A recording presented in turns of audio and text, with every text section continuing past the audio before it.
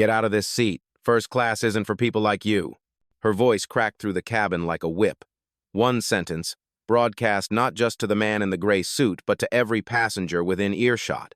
Heads turned, phones tilted upward. The hum of pre-boarding chatter dissolved into silence. Marcus Carter didn't move. He sat steady, his shoulders squared against the leather seat of 2 amperes, as if rooted to the floor. A calm expression held his face in place. Not defiance, not submission, just certainty. The flight attendant stood above him, radio clenched in her fist, her uniform pressed so tight it seemed to cut into her own skin. Authority radiated off her in sharp lines. She leaned down, lips curled, repeating louder this time. "You don't belong here. Show me your ticket before I call security." A passenger across the aisle pulled out a phone, whispering, "This doesn't look right." Another leaned forward, frowning. Whispers grew into ripples, moving row by row. Marcus reached into his inner pocket. Slowly, deliberately, he placed a boarding pass into her hand. Paid in full. His name clearly printed. Seat 2 amperes. Verified. She glanced at it, then scoffed. Without hesitation, she snapped it in half like it was paper trash. The sound was small, but the insult was thunderous. Gasps burst across the cabin. A man in a blazer 2 seats over muttered, "That's out of line."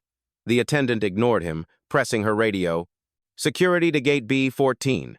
Possible fraudulent boarding."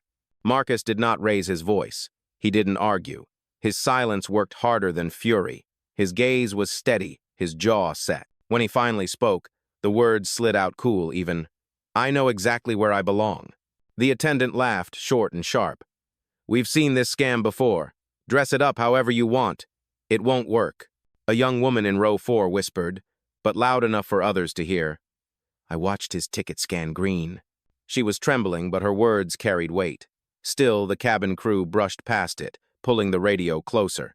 "He's non-compliant," the attendant barked. The air in the plane shifted. It wasn't altitude. It was pressure of another kind, bias pressing down on the oxygen, judgment thickening every breath. Marcus leaned back. His stillness was louder than any protest. And then this story pauses, because it's not just happening in a cabin. It's happening here, on your screen. Before we continue, where are you watching from? Drop your city or country in the comments below. And if you believe in dignity and justice, hit like and subscribe. These stories spark change, and we're glad you're here. Now, back to Marcus Carter. The lens of memory returns to him, the man accused of not belonging, the quiet passenger in 2 amperes who hasn't raised his voice once. In less than 30 minutes, he will do more than claim a seat. He will claim the authority to decide the future of everyone standing against him. Because the real turbulence tonight isn't above the clouds. It's in the cabin, right here, in the prejudice that just tried to strip him of his place. And Marcus Carter isn't moving. Not yet. The cabin still buzzed with whispers, phones half raised. The torn boarding pass lay on the floor like evidence in a trial no one had agreed to, yet everyone was now watching. Marcus Carter remained silent. He didn't need to argue. His presence already unsettled the crew more than any raised voice could. But for the audience watching this story unfold, they needed to know who he was and why silence was his sharpest weapon. Marcus Carter, 44 years old, wasn't dressed like wealth.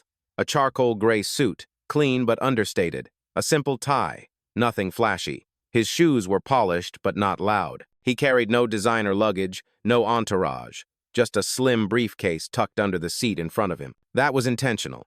He had boarded alone, quietly, without a single marker of status. Because this wasn't just a trip to Los Angeles. This was an investigation. For months, complaints had surfaced online stories of passengers treated differently depending on how they looked. Jeans instead of slacks, a hoodie instead of a blazer, a brown face instead of a white one. Reviews buried under policy responses, ignored by PR teams, dismissed as misunderstandings. Marcus had read every one, and he recognized something familiar in them, the same dismissal he had felt for decades. At 25, fresh out of grad school, Marcus applied for a management role at a regional airline. He wore his best shirt, crisp slacks, polished shoes. The hiring manager shook his hand, glanced at him once, and said the words that burned into his memory, "Not the image we're looking for." That rejection didn't break him. It fueled him. He built his own path instead. Investment by investment, stake by stake. 2 decades later, Marcus Carter wasn't just a passenger. He was a billionaire. He was CEO of Carter Global Holdings. And most importantly, for this flight, he owned 25% of Horizon Airlines, the very company whose staff was now trying to throw him out of his own seat. But he hadn't told anyone that. Not yet. Tonight, he had dressed down on purpose. No Rolex. No flashy cufflinks. He wanted to see firsthand if the stories were true. If appearance alone could erase your rights even when you had paid, when you belonged, when the system had already confirmed your place. And here it was, playing out in real time. His seat challenged, his ticket ripped, his dignity tested in front of a cabin full of strangers. Marcus didn't move. His stillness wasn't weakness, it was calculation. He knew the moment would come, the precise second when silence would transform into revelation. And when it did, the truth wouldn't just expose a crew, it would expose a culture. A woman 2 rows back leaned toward her seatmate, whispering, "I think I know who he islanded." Her companion frowned, unconvinced. To them, Marcus was still just another passenger in a suit. But to us, watching now, the picture is clear. This isn't the first time Marcus Carter has been told he doesn't belong, and it won't be the last time someone regrets underestimating him. For now, he stayed quiet, calm, anchored, because the storm was only beginning. The torn boarding pass hadn't even stopped fluttering on the carpet when another uniformed figure appeared at the front of the cabin. Brian Foster, younger, smug, his badge glinting under the cabin lights. He scanned Marcus from head to toe, then smirked like he'd already solved a puzzle. "Sir, you're in the wrong cabin. Economy's that way." His thumb jabbed toward the curtain as if it were a border wall. Passengers shifted uncomfortably. A few tried to look away, but the tension was magnetic. It pulled every eye back to the man in 2 amperes. Marcus didn't rise, didn't argue. He simply folded his hands in his lap, a stillness that made Brian bristle. The first attendant, Nicole, held up the torn halves of the boarding pass like a trophy. "Counterfeit," she declared. "We'll have him removed before departure." A woman across the aisle raised her voice just enough. "But I saw his ticket scan green." Her words trembled but carried weight. Nicole shot her a glare that silenced her immediately. Still, the murmur spread, a ripple turning into waves. "That can't be right. Why would she tear it? He's been sitting here the whole time." Brian chuckled, leaning against the seatback with casual cruelty. "Look, we've seen this before. People print fake passes, dress up a little, think they can sneak into first class. Policy doesn't bend for scams." And Marcus blinked slowly, the same rhythm he'd used in boardrooms when investors underestimated him. He said nothing. His silence made Brian shift, just a fraction, enough for the audience to notice. Nicole tapped her radio again. "Security, confirm ETA." And that was when the cabin split. 2 rows back, a young woman, Mia Lang, a trainee flight attendant still in probation, hesitated in the aisle. Her face was pale, conflicted. She whispered almost to herself, "I scanned it. It was valid." And her supervisor hissed from the galley, "Stay out of this." But her words had already slipped into the air, caught by the passengers who were listening too closely now. A man in a business-casual polo leaned toward his neighbor. "She said it was valid." The neighbor nodded. The whisper multiplied. Nicole straightened, her voice sharp as steel. "Sir, last warning. Either you move to economy, or you'll be escorted off this aircraft in front of everyone." The weight of that statement pressed down like an ultimatum. Phones tilted higher. A man in row 4 muttered, "I should be filming this." His companion answered, "You better. This isn't right." Marcus finally lifted his eyes, meeting Nicole's stare. His tone was low, precise, calm enough to slice deeper than any shout. "I paid for this seat. I'm not moving." Nicole's jaw tightened. Brian folded his arms, scoffing. "Then security will deal with you." The stage was set. Authority versus composure. Bias versus truth. And in the charged silence that followed, the cabin became more than a flight. It became a courtroom, and every passenger was now a witness. Marcus didn't rise. He didn't flinch. The storm in front of him, the torn ticket, the threats, the humiliation washed over his stillness like waves hitting stone. He rested his palms on the armrests, shoulders squared, eyes steady. The silence wasn't weakness. It was strategy. Every second he withheld a reaction, the cabin filled with more unease. Passengers leaned in, Phones hovered higher. Nicole, the lead attendant, grew louder, as if decibels could drown out dignity. "Sir, cooperate," she barked, her voice brittle at the edges. "You've been given every chance." Marcus inhaled once, slow, controlled. He had been here before. Not this exact cabin, not this exact seat, but this exact feeling. At 27, he'd walked into a bank to close on his first commercial loan. Dressed sharp, documents in hand. The officer glanced once at his skin, once at his clothes, and said, "We'll need additional verification." It didn't matter that he had more collateral than half the clients in the room. It didn't matter that he had spent months preparing. The assumption was simple. He didn't belong. And here it was again. Same tone, same doubt, same dismissal. But Marcus knew something his accusers didn't. Silence could be louder than outrage. Calm could be more unsettling than chaos. He turned his gaze toward the window, the runway lights flickering outside, reflecting off his face like distant beacons. His posture was unwavering, anchored, immovable. Passengers noticed. A whisper drifted from row 3. "Why isn't he yelling?" Another answered, "Because he doesn't have to." Nicole mistook that calm for surrender. She leaned in closer, her radio pressed tight against her chest. "Security is coming. This is your last chance to avoid embarrassment." Marcus finally shifted just slightly. His eyes met hers, sharp and deliberate. His voice was calm, too calm. "The only embarrassment here isn't mine." The words were soft, but they cracked through the air. Nicole recoiled as if struck, her composure momentarily slipping. Brian stepped forward, arms crossed, trying to fill the silence. "You think staying quiet makes you right? It makes you guilty." Marcus didn't respond. Not to him, not yet. A ripple moved through the cabin. A woman clutched her purse tighter. A man lowered his phone, only to lift it again. The tension wasn't fading, it was thickening, pressing against every seat. For Marcus, silence wasn't the absence of action. It was the opening move. He had built entire empires by saying less, waiting longer, letting others reveal themselves. And here, in this pressurized metal tube, the same patience would turn into power. He leaned back, hands steady, heartbeat controlled. He would not be baited. He would not be moved. Because Marcus Carter knew, sometimes the strongest statement is no statement at all. The silence had become unbearable. It pressed against the cabin walls, buzzing louder than the engines outside. And then it cracked not from Marcus, but from the people around him. Row 3, seat D. A woman in her 30s, brunette hair pulled into a loose bun, lifted her phone higher. The red circle blinked as she whispered to herself, "This isn't right." Her seatmate leaned closer, his voice hushed but clear enough to travel. "Keep recording. People need to see this." Across the aisle, a teenager nudged his mother. "Why are they treating him like that? He didn't even do anything." The mother's lips tightened. She didn't answer.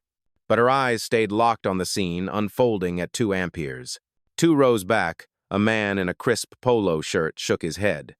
"I watched the scan," he muttered. "It went green. They're lying." He wasn't talking to anyone in particular, but his words carried, picked up like embers by those listening too closely. The whispers spread, a quiet rebellion taking shape in murmurs, side glances, phones angled just right. Nicole noticed. Her jaw stiffened. "Put the phones down," she snapped, voice slicing through the air. "Passengers are not authorized to film crew procedures." The command only made more phones rise. A woman in row 6 raised hers openly, declaring, "Then stop giving us something to film." Gasps rippled. Brian stepped in, face flushed, pointing at her. "Ma'am, stay out of this. We're handling a fraud case." That word fraud landed like a slap across the entire cabin. A businessman near the back muttered, "You can't call someone that without proof."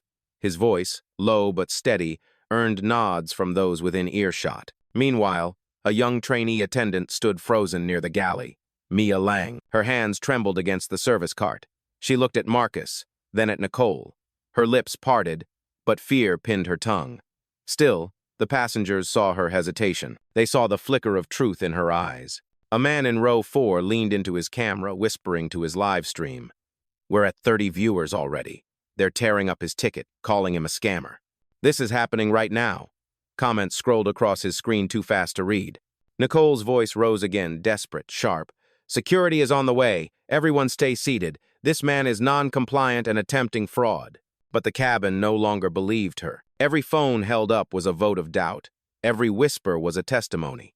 Marcus remained motionless, steady as stone, but the room around him was shifting. The passengers weren't just watching anymore.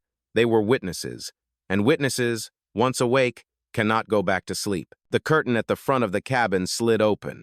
A taller figure entered, Captain Daniel Pierce, shoulders squared, authority stitched into every step. His pilot's stripes gleamed beneath the cabin lights, but his expression carried something colder, certainty before evidence. "What's the problem here?"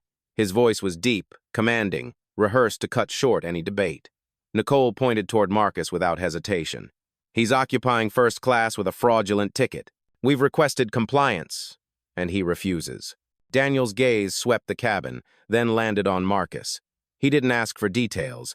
He didn't look at the torn halves of the boarding pass on the floor. He looked at Marcus's face, then at his suit, and made his judgment. "Sir, stand up. You'll need to move." The passengers shifted, restless. A woman in row 6 called out, "His ticket was valid. I saw it scan." Daniel ignored her. Brian stepped closer, smirking as if victory had already arrived. "Captain, he's stalling. Wants to make a scene." Marcus's stillness remained. His voice, when it came, was calm, leveled. "My seat is 2 amperes. Paid. Verified. I'm not moving." Daniel's jaw tightened. "You have 2 options. Move to economy voluntarily, or security will escort you off this flight. Either way, you're not staying here." A teenager gasped. His mother whispered sharply, "This isn't right."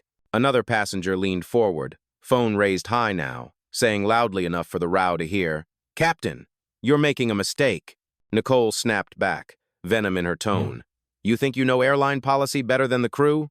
But her defiance only fanned the murmurs. Witnesses were no longer silent. The cabin's hum grew louder, layered with protest and disbelief. Marcus folded his hands in his lap. "If I were anyone else in this seat, would we be having this conversation?" His question dropped heavy, lingering, unanswered. Daniel shifted, but Brian filled the silence. "Don't play that card. We treat everyone the same." Phones shook with disbelief. Someone muttered, "You really don't." Then, with deliberate cruelty, Nicole bent down, scooped up the torn ticket, and tossed it onto Marcus's briefcase. "There's your proof. Trash." Gasps spread again. A businessman near the back spoke up, louder this time. "That's not procedure, that's prejudice." Daniel's eyes hardened. "Enough. This flight will not leave the gate until this is resolved. Sir, you're done here." The cabin was no longer just an audience. It was a jury, watching authority collide with composure. And every insult, every threat, every reckless word from the crew was evidence piling up against them. Marcus sat unshaken, as if time itself moved around him but could not touch him. He didn't need to win this moment with fury. He only needed to endure, because he knew the breaking point hadn't come yet, and when it did, the cabin would never forget what they had witnessed. The captain's ultimatum still hung in the air when Nicole moved first. She stepped closer, close enough that the edge of her shadow cut across Marcus's lap. Her hand shot down, snatching his briefcase from under the seat. Passengers gasped. "You can't take his property!" Someone shouted from row 4. But Nicole didn't care. She dropped the case onto the aisle with a dull thud and barked, "Security will search this. Fraud always leaves a trail." Brian crouched, scooped up the torn boarding pass, and waved it like a banner. "Counterfeit. Obvious. You thought you could slip through, huh?" His voice was mocking, amplified so the entire cabin heard. Marcus didn't react. His stillness infuriated them more than defiance ever could. He kept his eyes steady, his jaw unshaken, his hands folded on the armrests. The captain stepped forward now, voice edged with finality. "Stand up, sir. This is your last chance." Marcus's reply was quiet even. "I am not moving." Nicole's face flushed with frustration. She reached down and yanked at his boarding stub, still clipped to the seat pocket, a printed backup from check-in. She tore it into pieces, letting the fragments scatter onto the floor like confetti of contempt. The cabin erupted. A woman stood, phone raised high. "That's destruction of evidence. Everyone saw that." A man in row 5 joined in, voice rising. "You can't just rip his documents. That's illegal." But Daniel ignored them. He leaned in, his words sharp. "Remove yourself, or you will be detained." Then came the line that silenced the cabin like a gavel strike. Nicole muttered, not quietly, but loud enough for half the cabin to hear, "People like you never belong in first class." The words spread like fire. Shocked murmurs rippled down the aisle. A teenager whispered, "Did she just say that?" His mother answered, "Everyone heard it." The evidence wasn't just visual anymore. It was verbal, clear, undeniable. Mia Lang, the trainee, froze near the galley. Her lips moved, no sound at first, then a shaky whisper. "I scanned his ticket. It was valid." Her voice trembled but carried in the silence. Nicole snapped at her. "Quiet, trainee. Stay in your place." But the cabin had already shifted. Phones caught every angle. Live streams ticked higher. Witnesses became louder. Marcus remained in his seat, unmoved, anchored like a mountain against the storm. His silence wasn't surrender, it was patience, sharpened into steel. Because he knew, every insult, every tear, every reckless word was not breaking him, it was breaking them. And in that pressurized cabin, prejudice had just crossed a line it could never step back from. The fragments of the torn stub still drifted across the carpet when Marcus finally moved. Not quickly, not angrily, just one hand slipping into his inner jacket pocket, pulling out a sleek black phone. Nicole scoffed. "You think calling someone will change this? Go ahead, call whoever you want. Security will still drag you out." But Marcus wasn't dialing security. He tapped once, then raised the phone to his ear. His voice, low but steady, carried through the cabin. "Nia, it's happening." On the other end, a woman's voice answered instantly, clear and professional. "Understood, Mr. Carter. Logging has begun. Full audio, time-stamped. Visual sync is active." Passengers exchanged looks. Some leaned forward. They weren't sure what they'd just overheard, but it sounded official serious. Marcus continued calmly, his eyes never leaving Nicole's. "Escalate protocol. Notify compliance. Begin incident file for Horizon Airlines." The name alone snapped through the silence. Horizon Airlines, the carrier they were all sitting in, the brand printed on the uniforms, the ticket stubs, the safety cards. Brian faltered. What did you just say?" Nicole tried to regain control, laughing bitterly. "Oh, please. Recording us? Filing complaints? People try that all the time. Nothing sticks." But the words had already landed differently on the passengers. A man whispered to his wife, "That sounded like corporate." Another leaned toward his phone camera, muttering, "He's not just another passenger." From the speaker, Nia's voice came again. Calm. Efficient. "Do you want me to alert internal legal now? Or hold?" Marcus's tone didn't waver. "Hold. For now." Nicole's confidence cracked for the first time. Her smirk twitched. She turned to the captain. "He's bluffing. Just a show." But Daniel wasn't so sure. His eyes narrowed. He shifted uncomfortably, as if the ground beneath him had changed texture. Meanwhile, Mia Lang, the trainee, took a half-step forward. Her voice was small but clear. "I told you. His ticket scanned, valid." Her words no longer trembled. "You're making a mistake." Phones caught her courage instantly. The angle widened. Marcus calm, the crew defensive, the trainee siding with him. It wasn't just conflict anymore. It was evidence stacking up, moment by moment. Marcus leaned back in his seat, phone still at his ear, voice unwavering. "Continue logging, Nia. Timestamp every word, every action. This will not vanish." Nia replied, "Confirmed. Incident file secured." The cabin was no longer watching a man about to be removed. They were watching a man who had just flipped the script quietly, surgically. And though the crew didn't know it yet, this was no longer their narrative. It was his. The phone was still pressed to Marcus's ear when he finally shifted his gaze from Nicole to the captain. His voice dropped lower, calm but deliberate. Each word weighted like a verdict. "My name," he said, "is Marcus Carter. I own 25% of Horizon Airlines." The cabin froze. The hum of the air vents suddenly seemed louder, the heartbeat of silence pounding in every ear. Nicole's mouth parted in disbelief, a laugh almost escaping before she realized no one else was laughing. Brian blinked twice, color draining from his face. The captain's posture stiffened as if the ground itself had tilted beneath him. Passengers erupted. A chorus of whispers. "Did he say owner? Wait, the Marcus Carter? I've read about him in Forbes." Phones tilted higher, hands trembling to capture the revelation. Marcus didn't raise his voice. He didn't need to. His calm was louder than their panic. "You've torn my boarding pass. You've insulted me in front of witnesses. You've threatened to remove me from my own seat." He paused, eyes cutting through the crew one by one. "On a flight operated by a company I partly own. The words struck harder than any shout. Gasps, murmurs, even a few cheers broke out. A man in the back called out, "He's telling the truth. Look him up." Already, thumbs were flying across phone screens. And in seconds, confirmation spread like fire. Articles, interviews, headlines, all with his face. Nicole staggered, her voice cracking. This is a misunderstanding." Marcus didn't move. "No, this is a pattern." The captain tried to salvage authority. "Mr. Carter, if that's true, perhaps we can—" But Marcus cut him off, the calmness slicing sharper than fury. "There is no perhaps. There is fact. And fact is this. You tried to erase me until you learned who I am." The weight of those words pressed down on every witness. A teenager whispered, "That's the coldest thing I've ever heard." His mother nodded, eyes wide with awe. Brian stepped back, visibly rattled now. "Sir, we didn't know." "That," Marcus replied, his gaze steady, "is the problem.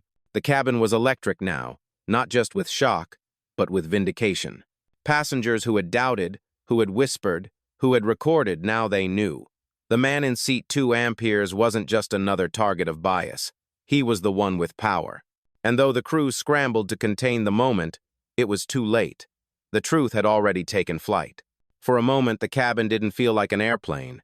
It felt like a stage, and the crew had just realized they weren't holding the script anymore.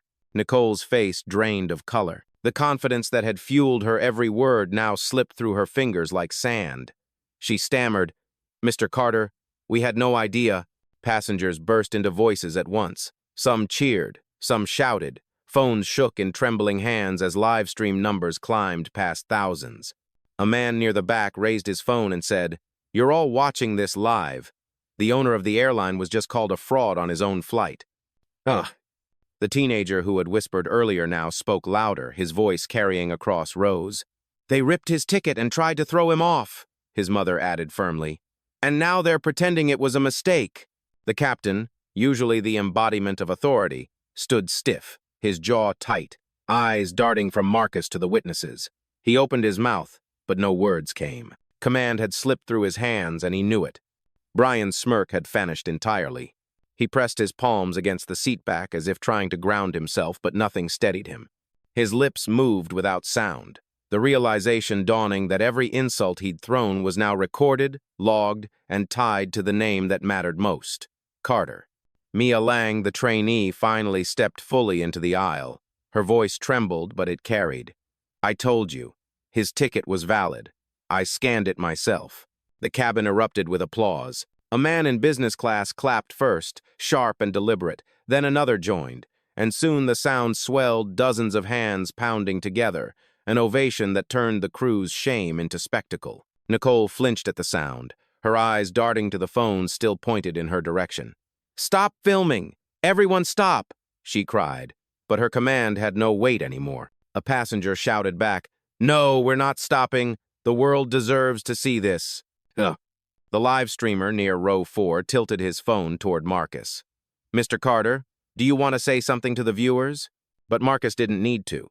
His silence, his composure, his very existence in that seat said everything. He simply inclined his head once, and the passengers clapped louder, as if they'd all understood the unspoken truth. Justice didn't have to scream. Meanwhile, Nicole collapsed into the jump seat, her authority shredded. Brian stepped back toward the galley, muttering, "We're finished." The captain turned away, shoulders heavy, realizing command meant nothing when respect was gone. Every phone kept recording. Every cheer grew louder. And for the first time since boarding, Marcus let a small breath escape, measured, calm, not relief, not triumph, just inevitability. Because the courtroom wasn't a cabin anymore, it was the internet, and judgment had already begun. The applause was still echoing when Marcus lifted his phone again. Calm, deliberate, unhurried. He pressed one button, and the line opened.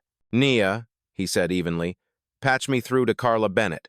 A second later, the voice of Horizon's chief operating officer filled the cabin, crisp and unmistakable. "Marcus, we're on. The feed's active. We've seen everything." The words rippled through the rows. Passengers exchanged shocked looks. This wasn't just a call. It was oversight. It was power. Live. Nicole's eyes widened, panic rising in her chest. "Mr. Carter, please, let us explain. But Marcus didn't glance at her. His gaze stayed forward, steady. Carla, effective immediately, suspend Captain Daniel Pierce, flight attendant Nicole Harris, and senior attendant Brian Foster. Lock their crew IDs. Freeze system access. Carla's voice replied without hesitation. Confirmed. Processing now. A chime rang from Nicole's radio, then died. The screen went black. Brian checked the badge clipped to his vest, red light blinking. Denied. The captain's tablet at the cockpit door buzzed once, then displayed in harsh letters, "Access revoked." The silence that followed was deafening. Passengers gasped, then broke into scattered cheers. Someone shouted, "It's happening live!" Phones tilted closer, catching every flicker of panic across the crew's faces. Brian stammered, You can't do that." Marcus finally turned his gaze toward him, calm but merciless. "You tore up my ticket. You called me a fraud. You tried to strip me of a seat I paid for on an airline I own. And now, you're stripped of yours." Nicole shook her head furiously, voice cracking. This is a misunderstanding. Marcus cut her off, his tone sharp but still controlled. "A misunderstanding is forgetting a meal order. This was humiliation. Intentional, public, recorded. That is not a mistake. That is misconduct." The passengers applauded again, louder now, feeding off his composure like fuel. The live streamer in row 4 announced to his phone, "They've just been suspended in real time. This is unprecedented." The captain, once towering with authority, now stood shrunken, powerless, his lips pressed tight, his eyes lowered, as if the floor itself might swallow him whole. Marcus lowered his phone. He didn't gloat. He didn't smile. His voice, when he finally spoke to the cabin, was steady as stone. Justice doesn't need to shout, it needs to act. The words landed heavy, echoing through the pressurized silence. Passengers nodded, clapped, some even wiped tears. The crew suspended, silenced, stripped, could only sit in the seats they once commanded, staring at the man they had tried to erase. And in that moment, it was no longer a flight. It was a reckoning. The cabin had shifted into something unrecognizable. It was no longer a flight waiting for takeoff. It was a courtroom, a theater, a moment that would live online forever. The suspended crew sat frozen, badges useless, authority erased. The passengers leaned forward, hungry for the final word. Marcus rose slowly from seat 2 amperes. Not in anger, not in triumph, just steady, grounded, deliberate. His presence filled the aisle without effort. The phones followed him, lenses catching every detail. The calm in his step, the certainty in his eyes, the silence that carried more power than shouting ever could. He looked around the cabin, not just at the crew, but at the witnesses who had raised their phones, whispered their doubts, and finally spoken their truths. His voice was low but clear, each word sharp as steel. "You tried to decide who belonged here. You judged before you checked. You tore up proof because you didn't like the person holding it." Nicole's head dropped. Brian stared at the floor. The captain didn't move. Marcus continued, his tone unwavering. "The problem wasn't that you didn't know who I was. The problem is how you treated someone you thought didn't matter." The line cut deeper than any punishment. Passengers murmured, some clapping softly, some whispering, "Exactly." He let the silence hang, then added, "Tonight, you learned my name. But remember, this justice should not depend on a name, or a title, or a stake in an airline. Justice should live in how you treat every passenger, every person, every time." Applause swelled, not the hesitant claps from earlier, but a wave, rolling through the cabin, loud and united. Marcus inclined his head once, a quiet acknowledgement, then lowered back into seat 2 amperes. He didn't need to say more. His phone rested silently on the tray table, its job already done. Outside the windows, runway lights flickered. Inside, the cabin breathed differently now, heavier with the weight of what had been exposed, lighter with the clarity of truth. The live streamer whispered to his camera almost reverently. He didn't even raise his voice once. And as the applause faded into a charged silence, Marcus Carter closed his eyes for a moment, steady, unshaken. He had said enough. The rest of the world would take it from here. Because in the end, justice hadn't needed drama. It hadn't needed spectacle. It had only needed one man who refused to move, until the truth moved everyone else.